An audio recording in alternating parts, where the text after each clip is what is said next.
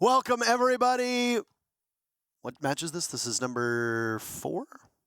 4. Yes, 4, yeah. I'm all thrown off because we were supposed to do 3 and 4, and then Blue and Stokes took over because since they weren't here until later on the first day, they took over for us. So this is match number 4. We're almost halfway there. For final day of groups, W7M is going to square off against Spacestation Gaming, and there are, of course, playoff implications on the line, Nicholas. Yep, teams are starting to both qualify for the playoffs and also starting to get sent home, frankly. So, game by game, we're losing and gaining some teams. Yes, that's right. We already said goodbye to Mirage. We've had a couple teams clinch their playoff spots.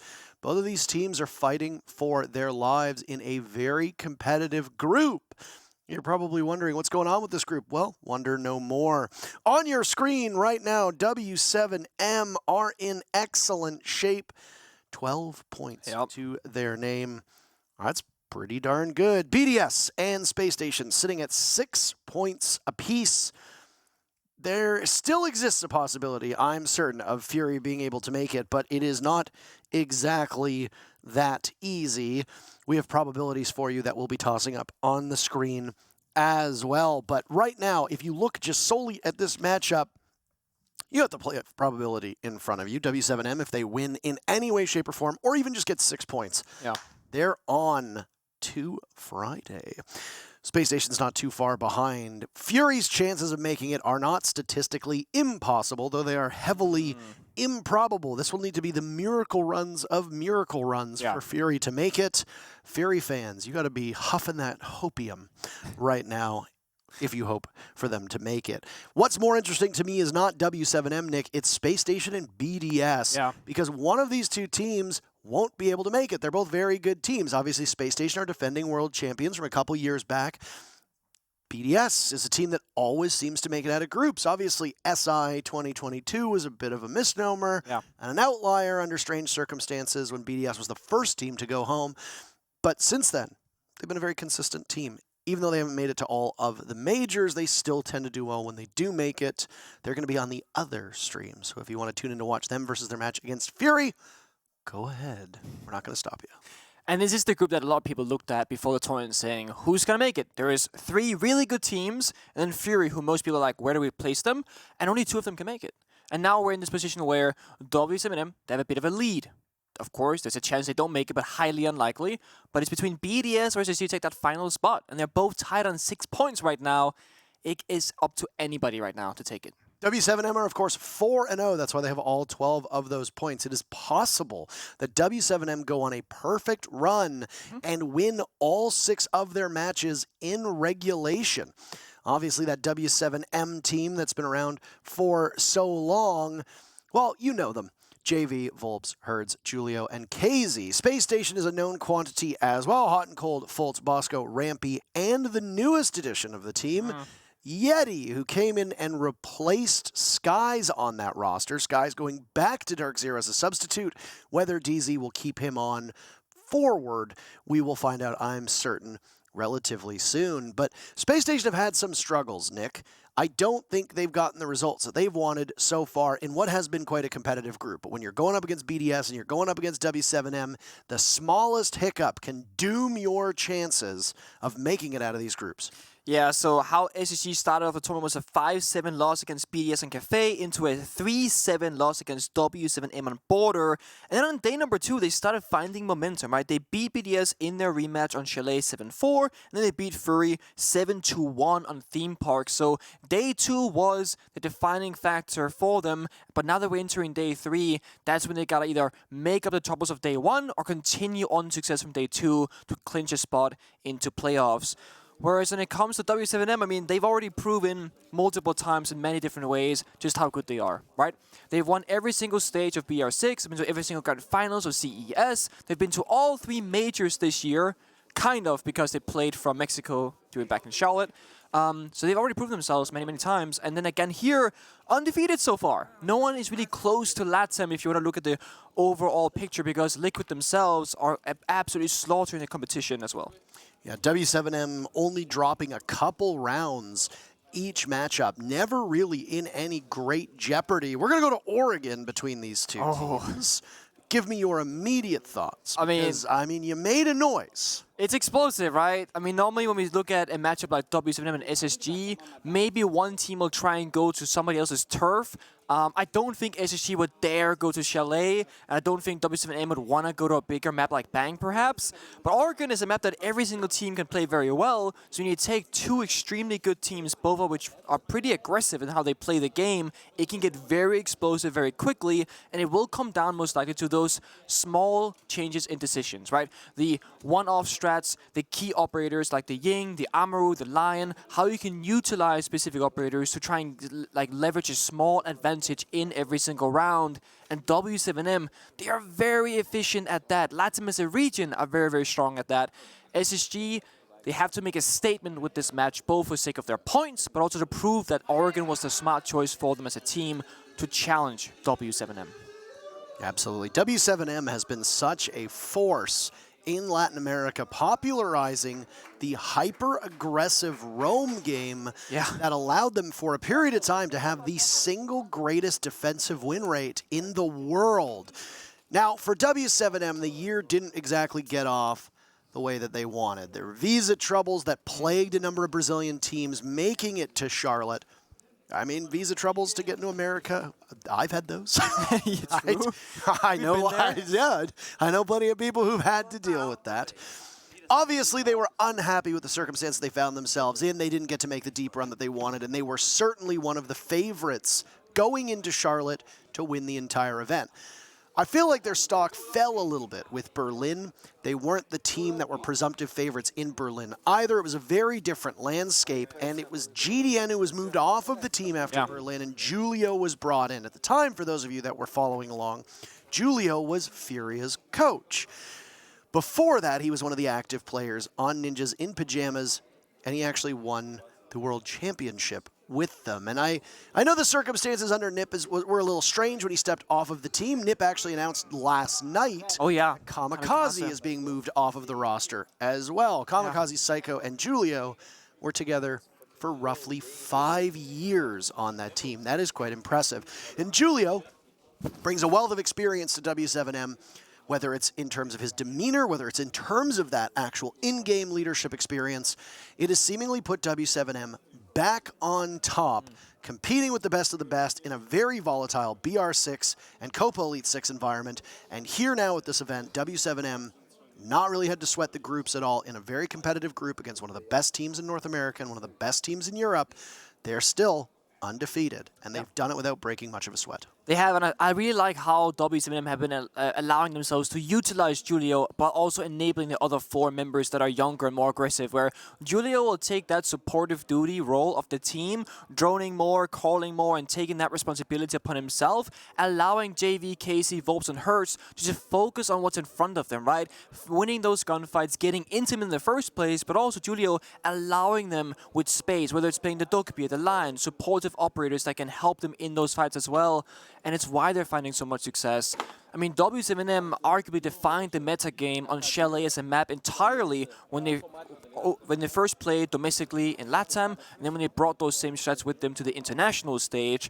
And there are multiple setups that we see that are now considered the default way of playing the game that a lot of people refer to as the W7M strats. They are so strong that they're now just become the norm, and other people, of course, look towards those and copy them, and that's pretty much how a meta gets established, right? One team will start something, other teams, they follow along, all of a sudden, everyone's doing it. But it came from this specific team. Well, it sounds like we're ready to get into the game. Boy, a familiar sound that is. Right now, we're going to be following quite heavily on whether teams can and can't make it into the playoffs. We've said goodbye to 2 teams so far here in Sweden. Number 1 was Mirage, and then following shortly after is Sandbox. Sandbox so far 0-5, unable to get a single point so far in what has been a relatively disappointing event for APAC. That is until today, when suddenly you see Direwolves being far more competitive. You see CAG now within striking distance of actually making it out of their group because of struggles from both Black Dragons and M&M. And boy, oh boy, my eyes will be glued to that screen when Cyclops ends up in their match. W7M and SSG in the ban phase for Oregon. Ying is the first operator taken out of play by W7M. If you have spent even 4 seconds watching Space Station in North America on Oregon, you know exactly why they would get rid of Ying. SSG taking Smoke out on defense is... That is definitely a decision. SSG are heavily targeting the basement bomb site in particular. Both the Flores and the Smoke are two stellar operators for that position. And Smoke is a target ban that any team in theory could do because it's always going to impact the opposing team a lot because every single member, I mean, almost every single team in the world besides Rogue, they typically bring a Smoke and no one is banning it. So you're not really going to be practicing under those circumstances of not having it available to you. So SSG, they're going to bring that fire. Go out at the target ban, and W7M will just follow up with a stable Asami as well. Also worth noting, SSG is starting on the attacking side, so removing Smoke from the board gives them that first 6 rounds where they can try and get as many rounds victories as possible, and then they can swap over on defense where they've already prepared for their side how they're going to play around the missing operator. This is going to be Space Station's first time on this map here at the Sweden Major, the Jönköping Major, I suppose. This will be W7M's second crack at it. 7-3 over Fury, the very first match that W7M played. And it was quick work, light work, you could say. It's the second time these teams have gone head-to-head as well. W7M on the first day played Space Station and prevailed 7-3. That was on Border. Border, a very different map, far more unpredictable in a lot of ways than Oregon tends to be. Oregon can be quite routine. This bomb site in particular, oftentimes, you're going to see where the defenders play pretty consistently. So just kind of set the tone here. If you guys are not familiar with W7M, Casey, who's currently on Warden, is going to be the star player to look out for because right now at this event, he is dominating the board. Number 1 in rating at 1.64. The second highest is June from Heroic at 1.38. He's also number 1 in entry, number 1 in plus minus, and 3rd for clutches. In other words, Casey shows up every single match so far and is the player from W7M that's been pushing them forward on an individual level in these matchups so far. Casey brings a lot to the table for W7M. There's no shortage of tools at their disposal. We've seen Volps take over games, and there have been incredible international performances from JV as well. We will use JV92. We'll just use JV as a shorthand. Yeah. Space Station endeavoring right now through the first minute of action to clear out off the bomb site, and that's, you saw Fultz rappelling up using the Amaru to get into the top of the tower. At the moment, being droned in by his colleagues and himself to a certain extent, but ultimately operating solo. I have to assume, like most attacking teams, that the fixation that they will have will be on Meeting Hall and over towards the blue component of the map. That's the bunker down below. Clear those out and deal with it from there. I mean, hey, there's no smoke on the board, so Elbow is going to be, the position where KZ is right now, is going to be much easier in theory to take. You don't have to worry about, well, my disc's stopping you to keep a smoke alive with a deployable shield there in that particular position. But instead, KZ is going to get a little bit brazen. They could have had an engagement there against Fultz, but immediately they will know that someone is in close proximity as the drone is shot away at, and KZ will test the reflexes of 2 separate players from Space Station. Gets out of there, but the grenade will be the first one in. It's not a player, but it still does some serious damage. And down goes one of the players from W7M. SSG can slow things down and just take 10 seconds for themselves. They don't gotta rush through it. No smoke is off the board. They have time on their side. JV has retaken that elbow position with a C4 in hand, but Volps, he takes down Fultz first. It's a 4 vs 4 with 30 seconds on the clock. They have not cleared out that back tower stairs position either. Space Station desperately need to do it. Down goes Volps, hot and cold, following in on the nade. He guns down Julio. Herds on the run out, gets captured by the Claymore, and the last player of JV92 punished by Yeti as Space Station takes round number 1. The basement bomb site of Oregon is normally where every single team will go given the chance. And with the Flores and Smoke ban, I mean, the Flores makes attacking more difficult, the Smoke makes defending it more difficult, but I would definitely argue that the Smoke ban has a much bigger negative effect on that bomb site than the Flores. So W7M, there might be a situation where they might need to reconsider the bomb site rotation because of this ban, especially if they can't make it work.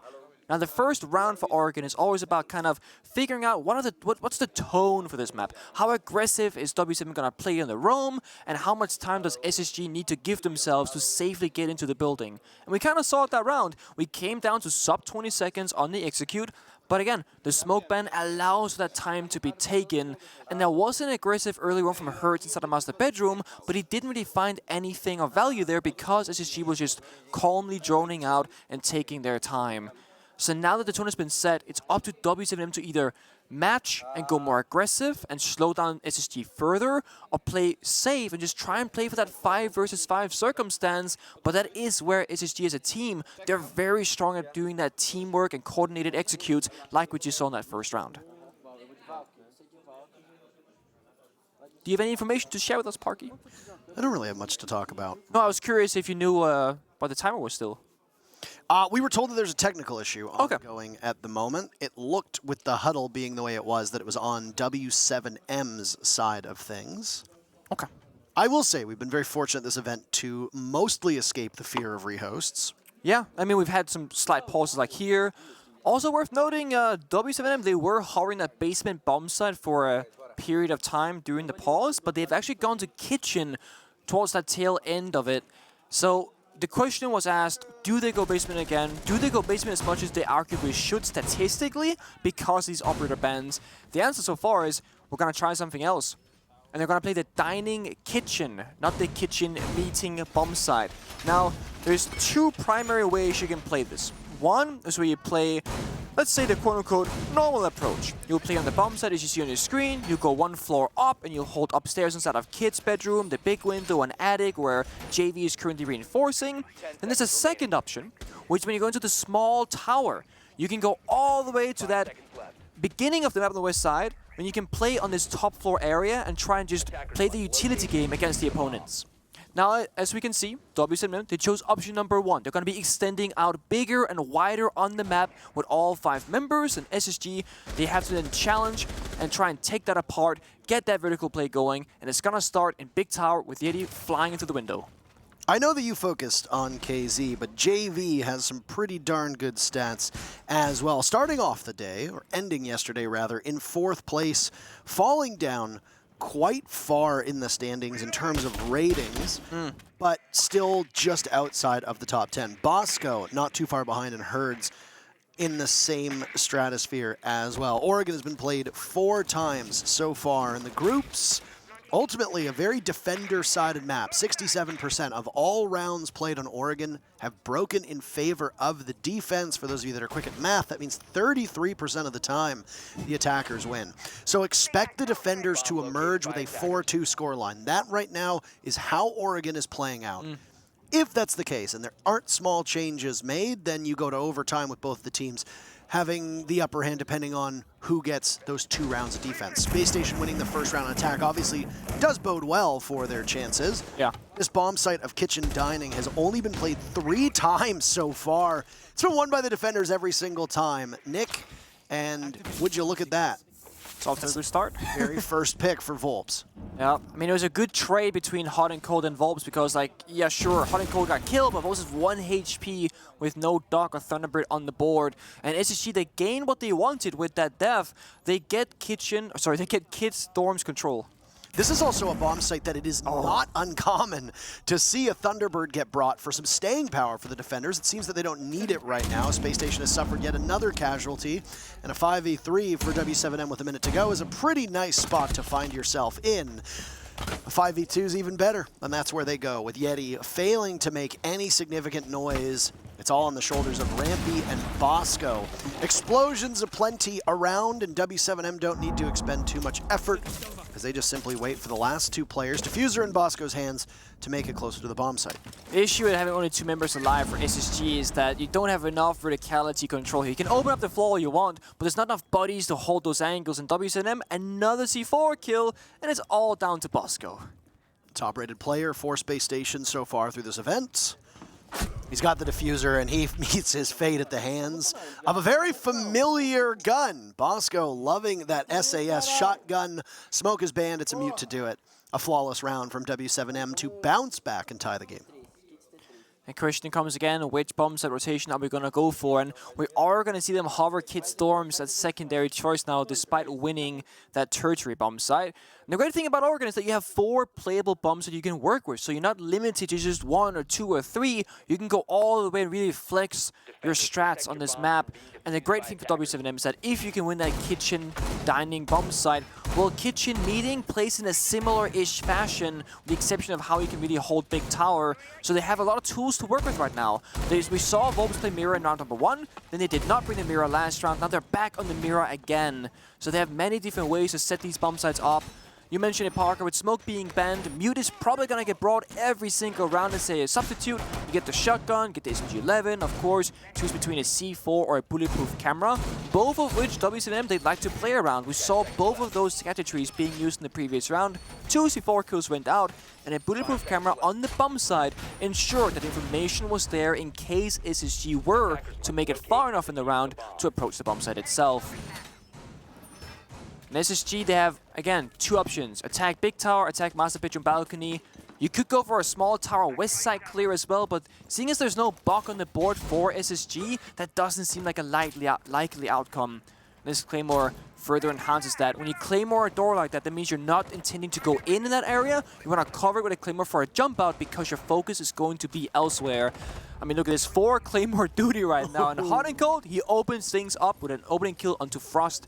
That is Hurts off the board. Frost may be dead, but the Frost mats will persist, so Herd still providing some value on this bomb site, even if the gun is gone, and immediately Herds will go on to cam duty. That's always where you go on the first death. Oh, speaking of, Fultz hops in Armory, gets down by the Frost mat, and KZ will just pad their stats. That's tough. I mean, you get the advantage, you lose it right after, and KC follows up with more damage, jumps out the armory window. Nice shutdown from Mady, but the damage is done.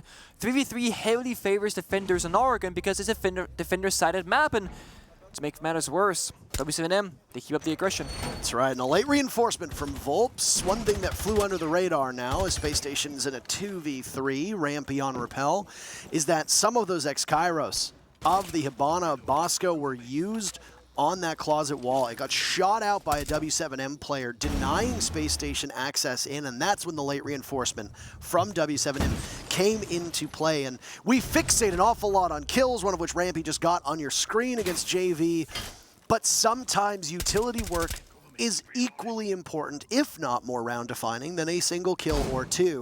Denying easy access for Space Station through that closet wall, denying them a way to walk in and get that diffuser down as easily as it could have been, is monumental for W7M.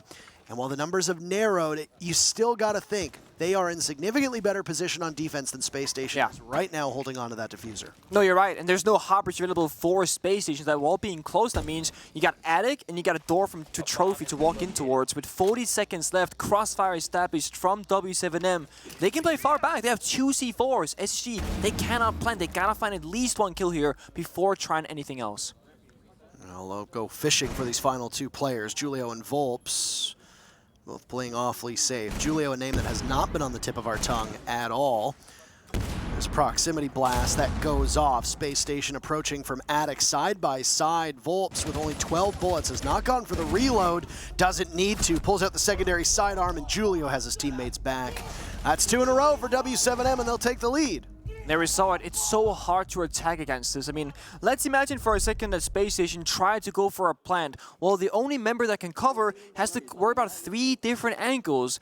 You know, the Kid Storm's door, the Attic rotate, and the rotate top white that goes in towards that old generator / new closet area. You can't cover all of it, so you're gambling. Plus, there's a C4 still in pocket for W7M. And SSG, they're opting for an early tactical timeout, and you might be wondering, why would they do that? And the thing is, with the smoke ban, being done from SSG, them starting on attack, they're counting on getting multiple attacking round victories to then go on their arguably more comfortable defender side, but it's not going to be an easy task. So they need these 2 or 3 attacking rounds. That's what they're betting on, because W7M, when they go on their attacks, they're not any worse in their defense. That's the thing about them. Statistically speaking, they're almost even across the board on both sides. Doesn't matter where they start. They can do it on both areas. That was a timeout. just coming to an end as we get underway with W7M's second attempt at laundry and supply down below. Nick, this was the bomb site that broke in favor of Space Station and started off this entire map.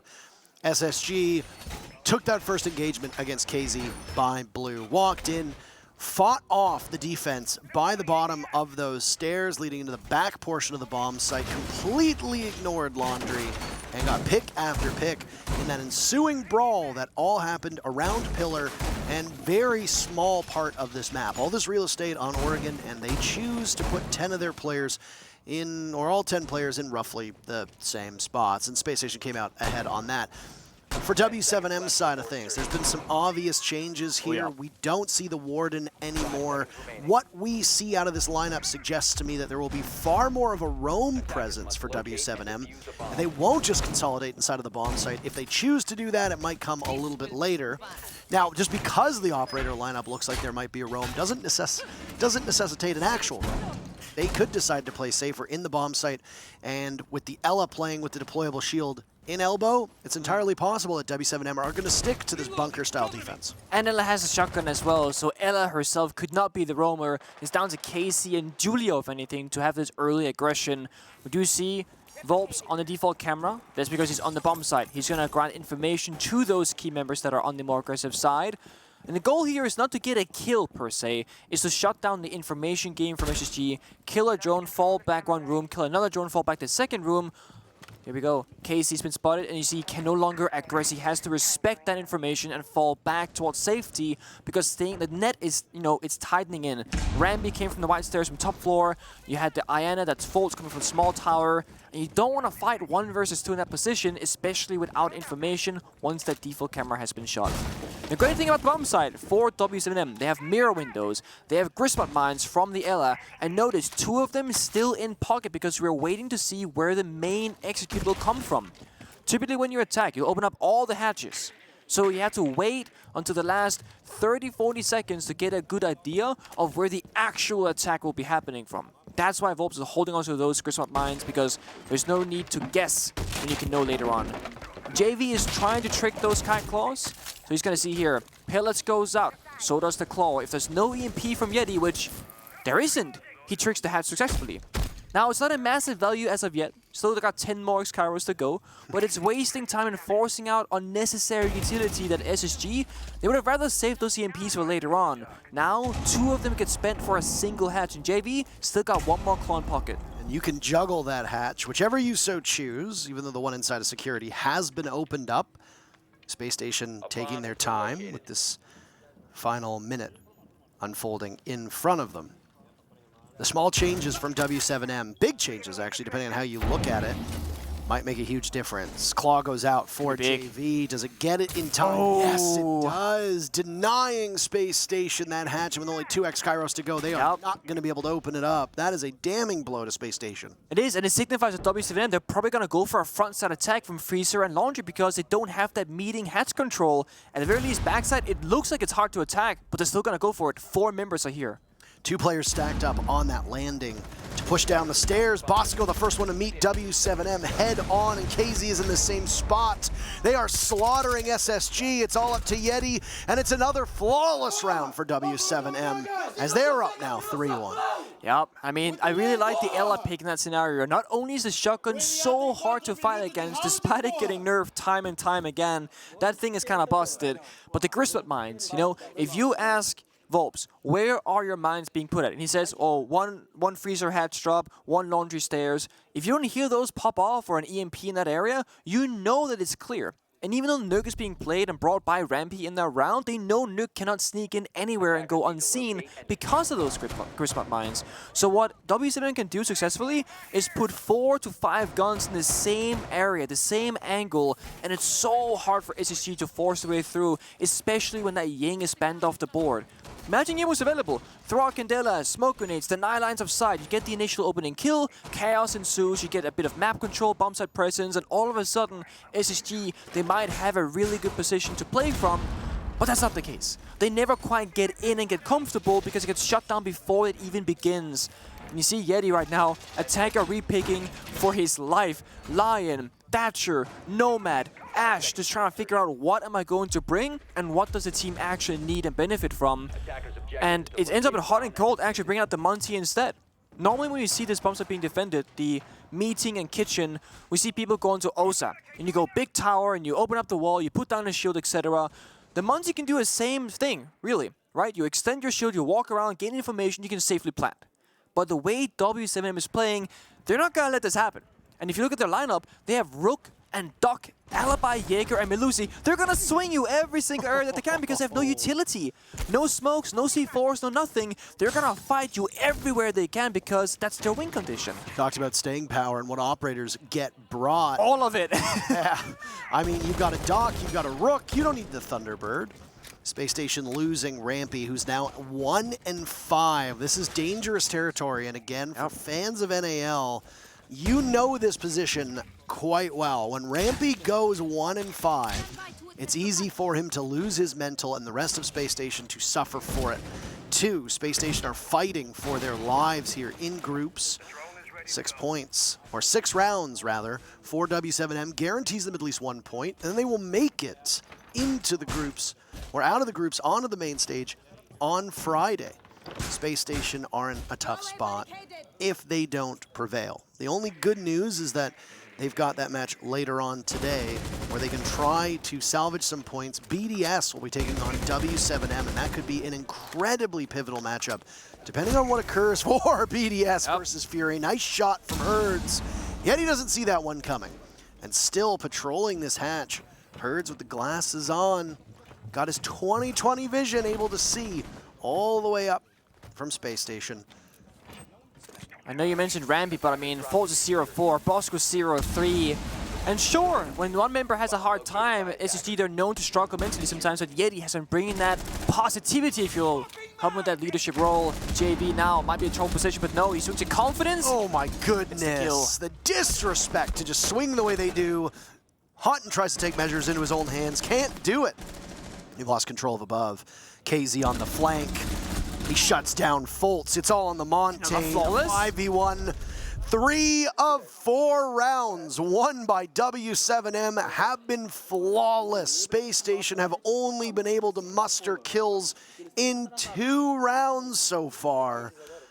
Boy, oh boy, a 4-1 scoreline. And it really does tell the story at the moment of how dominant W7M are in this match. Yeah, and I mean, to put things into perspective, when you ask casters, fans, Reddit, Twitter, whatever, who is like the quote-unquote likely teams to make it to the grand finals and potentially win the entire thing, a lot of people are going to say W7M or FaZe Clan. And then there are some Copium Liquid fans like myself who are like, Liquid as well, because like they're really good, but they don't quite get there.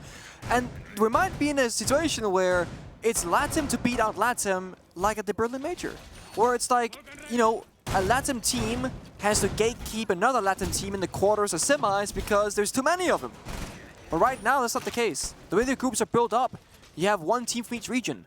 And right now, it's all LATAM domination with a slight asterisk next to FaZe, because while they have been very dominant in the opening day, they did not have the best results on day number 2.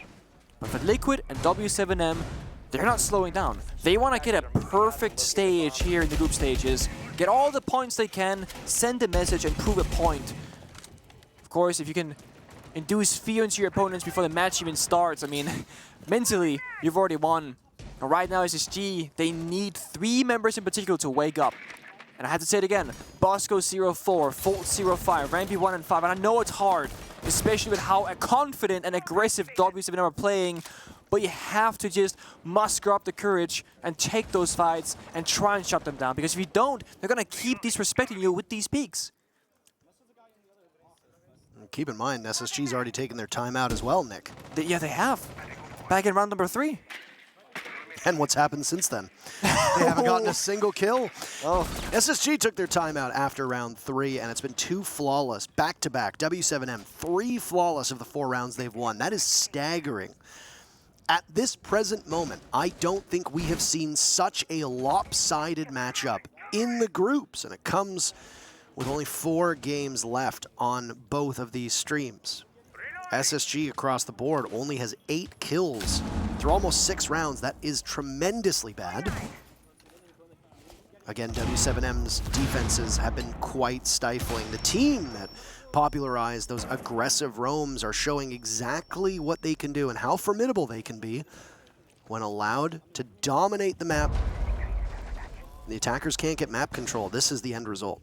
Yeah. I mean, SSG, even if you lose this round and go 1-5, you gotta maintain composure because W7M might not show enough respect once that side swap comes out, and maybe SSG could, you know, set a comeback into motion on their defensive half, but that shutdown on the impact grenade on that wall, X-Kairos do not get the job done. No real breach from SSG. It's troublesome. KZ just walks in, gets hot and cold, capitalizing off of that blind spot. Fultz's next one up, and KZ gets another inside a classroom. You can't teach that. This timidness that we're seeing from Space Station, they managed to finally break that flawless streak with Bosco getting a single kill, but that might be it for Space Station this round as it's Yeti, the final man standing for Space Station. A nice read onto JV, but the Nitro Cell seals the deal. 4-2 was the score line that you come to expect on Oregon, but W7M beats that with a 5-1 first half. Not just 5-1, 5-1 with 3 flawless rounds. 2 of those, round number 4 and 5, were back-to-back. Opening kills, it doesn't look that bad for Space Station. They've gotten 2 of them, but it doesn't really seem to matter all that much. And I want to see 2 things, which is how A, will SSG maintain composure and play what looks to be confidently on the defensive side, because Oregon is defender side and we cannot count them out just yet. And B, is W7M gonna run over them and make some sloppy mistakes along the way, or will they maintain respect? Hertz is showing Grim. There's no way. I mean, we haven't seen as far as we've cast, we have not seen a Grim being brought at this major yet. And Grim is looked Grim is a 0% pick rate as of my stats. Yeah, I mean Grim, competitively speaking, okay, he went off it, okay. No. Yeah, Grim, competitively speaking, is not an operator that we're expecting to see either. In that case, you'd rather play the Lion, or the Jack, or the Dokkaebi, etc., because you don't get enough utility from the particular operator of Grim to really warrant it being brought. If you need a dedicated flank watch as well, Grim might not be the one to get it done. You're better served bringing a Nomad. We've seen a couple Gridlocks as well, because the LMG of Gridlock is still that fire hose of lead. So if you're trying to suppress somebody downstairs, well, there you go. If you're trying to suppress somebody upstairs, there you go. If you're trying to suppress somebody on the main floor, LMG is going to work out quite well. This is a laundry supply defense for Space Station, the team that is currently in free fall. W7M are very quick into the building, and they will pick up the very first kill. Fultz, 0-7. Oh boy. That's not the result you want. It's not. I mean, Volp's gonna continue on in. Oh, he doesn't go to the flashbang, goes to the melee instead. It's gonna cost him. Hot and cold with an easy kill, but KC looking to justify those numbers and bring it back into the advantage. Fultz still searching for his first kill. Him and Rampy being 0-1 is not what you want out of your 2 fraggers. Herds knocking on the door of the bomb site. Bosco falls, and Herds just sprints through right now. He's waiting for a rotate. KZ is read by Rampy over towards Freezer, and there'll be yet another engagement. But W7M will decide to pause for now. Playing back by Pillar. EMP goes out, JV will follow as the blast goes. They know that the Black Mirror inside of the closet has been abandoned. SSG falling off towards the back of the bomb site. It's the first laundry take that we are seeing. Hertz doesn't have very much intel, and JV will try to engage long range based off of that, but it will be a reflex test towards Pillar. We're at the halfway mark of this round, and there's still 6 players left up. Pros decide to fake it. Herds reading into it, getting the Warden to line up. Engaging. Look at this from Herds. Well played. Timer will start running. W7M searching for match point right now. Space Station to go for a retake. Rampy above has 2 kills to his name. This could be a huge round for him, and he picks up yet another. Julio down for the count. Herds the next one to go to hot and cold. It's JV to watch over the diffuser. Can he get into position to stop it? Yeah, he has the line of sight. It's big. He's on Freezer though, and he gets read out by Rampy. 3 kills for Rampy. A big round for Space Station. They win their second and their first defense. That's good and promising signs, but right now, W7M are still in such a good position. One very small thing that definitely going to change the outcome of that round was the encounter between Volps and Hot and Cold, the Blitz and the Goyo. Whenever you're going for that melee animation as a shield, there is that like 0.75 second duration where you can get shot before your melee connects with the enemy's body. That's what happened. He goes for melee, exposes his face and his chest. Hot and Cold shoots him. If you go for the flashbang, then Hot and Cold can't see. You wait half a second yourself, and all of a sudden he's completely blinded. Then you can go for the melee, go for hipfire, ADS, anything really. Volps, with the split-second decision, took the riskier approach, which just this time did not pay off. In the midst of that, KZ and Hertz did a really good job at aggressing forward. KZ pushed through that green hallway and got into a combat engagement of his own, and Hertz on the bomb side just moments after. And it was a good rotation game from W7M. Julia was up inside of lobby on Libana watching the flank. No one came.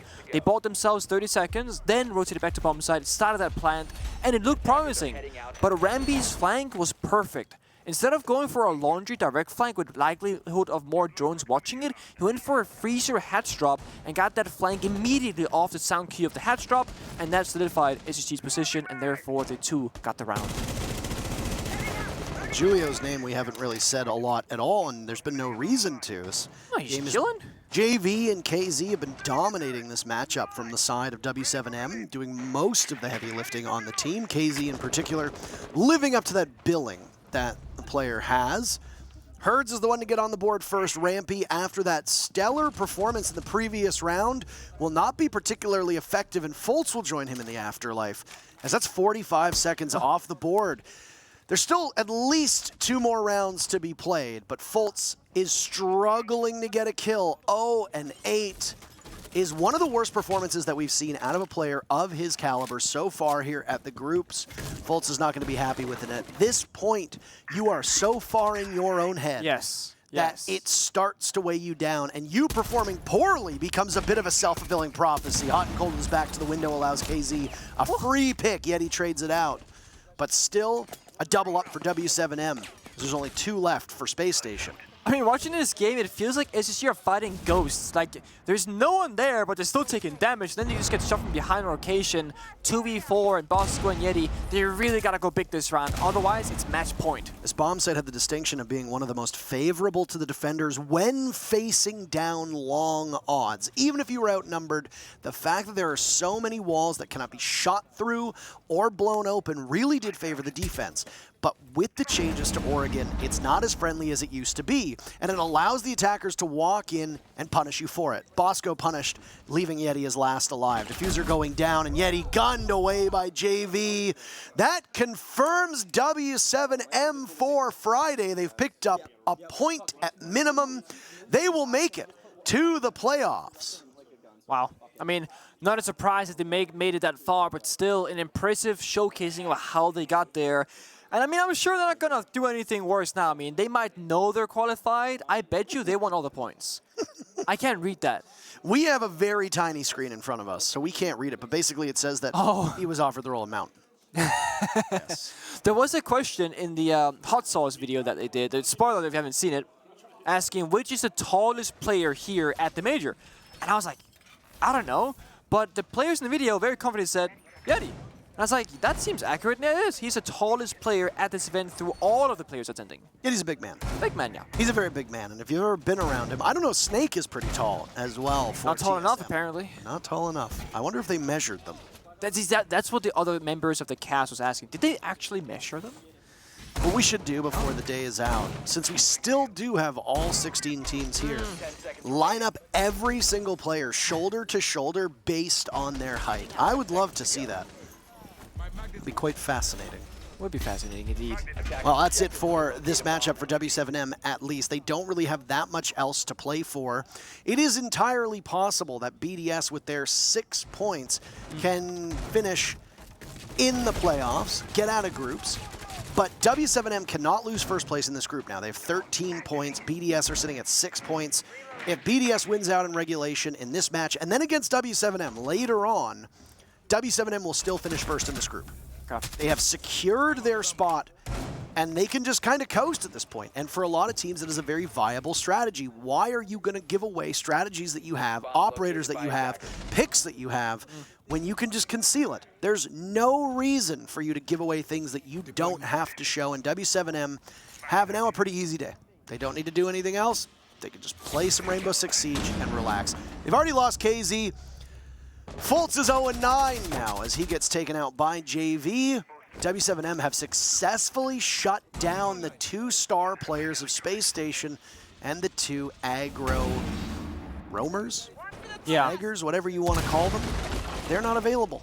Rampy only has 4 kills, that's it. Fultz 0 if W7M wins. Fultz will finish this matchup without a single kill.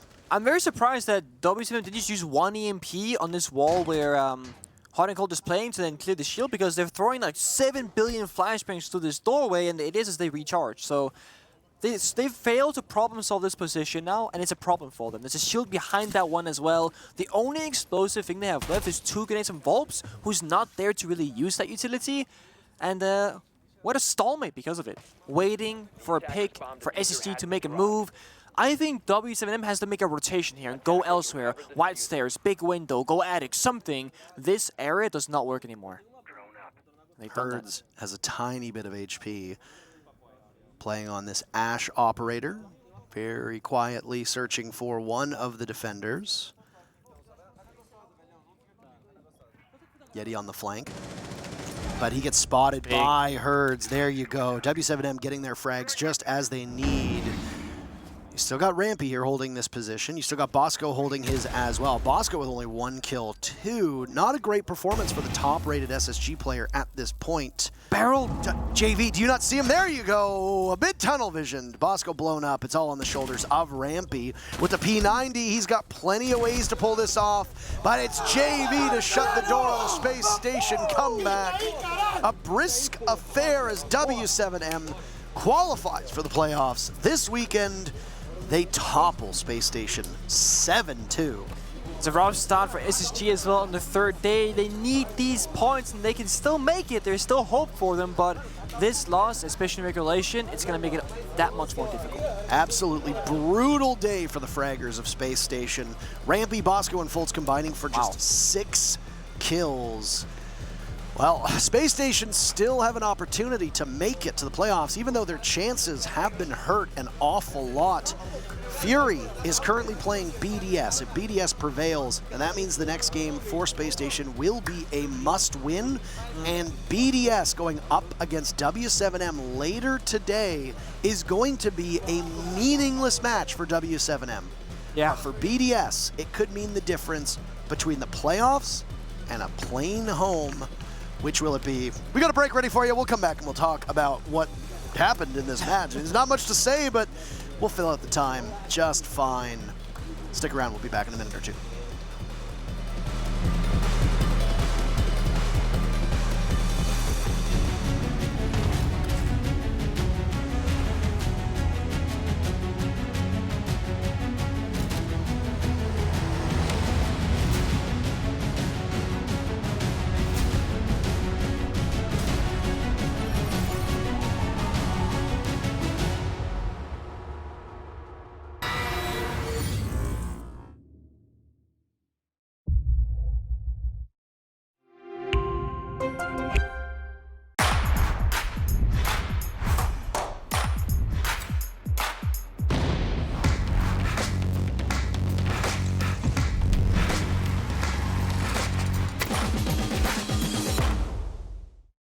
I'm Nicholas Mortensen, but you know me as Pingu. I'm a 2-time Rainbow Six Siege World Champion and former top Rainbow Six Siege player in Pro League.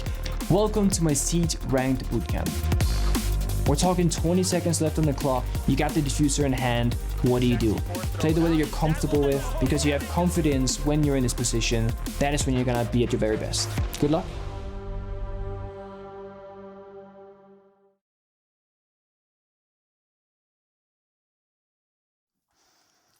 Welcome back, everybody, and that was a really quick matchup between W7M and Space Station. It's on the players. Okay, well, never mind. Not on us. I thought it was on us, but it's on them instead. It's us talking to you, not the players of W7M, but they have much to celebrate because they are yet another team to cement their status as a playoff contender here in Sweden. We'll see more of them come Friday. There's still another match for W7M to play. They'll be tussling against BDS later on today. For W7M, that match does not matter at all. If BDS wins both of their games, W7M will still finish on top of the group, win or lose. BDS could win 7-0 against W7M, and it doesn't change a damn thing for this Brazilian squad. They absolutely manhandled Space Station. That first half, Nick. I mean, 3 flawless rounds. Rampy with 4 or 5 kills. Bosco with 1. Fultz with 0. 0-9? Absolute domination from W7M. Boy, oh boy. Yeah, I mean, it's the most one-sided game that we've seen, especially matchups like how good are these teams. And it was very, very obvious that W7M, they are just a lot better, actually. Just a little bit better. Yeah. Oregon was like a big question mark for me as a map where I'm like, does SSG want to go there? It's a very simple map, as I said. You can just brute force it with aggression. That's where W7M shine. But you also can't take them to Chalet, because they're insane at Chalet. They're insane pretty much on every map because LATAM as a region, they play so many more games than other regions do overall. So their map pool on average is also much bigger. Probably wondering what happened. Here you go. If you didn't tune in, it was a very quick matchup. I feel like we just started casting it, and it's already flew by. over. Yeah. I mean, the big story for North American fans is going to be the performance of those fraggers that we talked about. Fultz and Rampy. You've got Bosco, who can be quite consistent, but had some inconsistencies here so far at this event, despite being the best overall rated player for Space Station. On W7's side of things, they were clinical, perfectly playing their defenses, holding map control, fighting Space Station every single time SSG tried to get into the building, and that unpredictability on a relatively predictable map seemed to catch SSG off guard. This W7M team is undefeated at this point, and they have done so in regulation all 5 matches. And this is where things get a little bit interesting for W7M, because as we mentioned, they have that match against BDS later today. BDS at the moment, spoilers inbound, cover your ears. BDS at the moment is currently beating Fury. Which means that in order for Space Station to win, at minimum, as far as we're aware, SSG will have to win their next match against Fury, and based on round differential, BDS will have to lose to W7M by a certain scoreline that we will have for you when that matchup appears on your screen. But W7M now effectively determine which of these 2 teams can make it into the playoffs. If W7M think that their run to the championship is easier with Space Station as one of the other 8 teams, then they can go all out and destroy BDS. If W7M think that BDS are the team that are easier to beat in the long run, then they can just not bother at all in the matchup, let BDS win, and effectively control which team makes it to the playoffs. That's the gift that you get granted when you play so well in your group that you can decide other teams' fate and who qualifies. And I mean, it's also on SSG themselves because, again, had they won more games or any games really in day number 1 and gotten more points on the board, they wouldn't be here. So it's self-induced. I mean, you see the fans that get really upset when a team sandbags against their opponent. You know, SSG fans are going to see, if W7M decides to throw their match against BDS, because there's no reason whatsoever for them to try, as you saw on your screen, number 1, BDS just beat Fury. So things become much harder for Space Station to catch up. But number 2, W7M with their 15 points and their, plus 19 round differential, an astonishing number. W7M can just take that match off. SSG fans are going to be a little bit bitter if they see that and say, well, why are they throwing the game? It's not W7M's fault that SSG were not in a position to win. W7M does not owe you anything. If that ends up happening and W7M decides to take off the last match and let BDS skate on and get all 3 points, you can't blame W7M. They don't owe you anything. You blame SSG for not being better in their matches to be in a position where they controlled their fate, because at the present moment, SSG's fate is out of their hands. It is. And that's really all we can say about it. We'll have to see what happens. It's the final day of group stage, so before the day is over, we'll know exactly who goes to DreamHack. That's correct. We're almost halfway there. We've had a number of teams qualify. We've had a number of teams be definitively knocked out. At this point, we say goodbye to Fury as well, as far as I'm aware, because there's only 3 points remaining for them. Space Station are sitting at 6. So Fury is yet another team to go home, joining both Mirage and Sandbox, and W7M is yet another team to qualify for the playoffs. We're halfway through the day, and we want some more teams to clinch their spots, and we know you do as well. So we'll toss to a break, and then we'll keep on rolling with our final day of groups here in Sweden.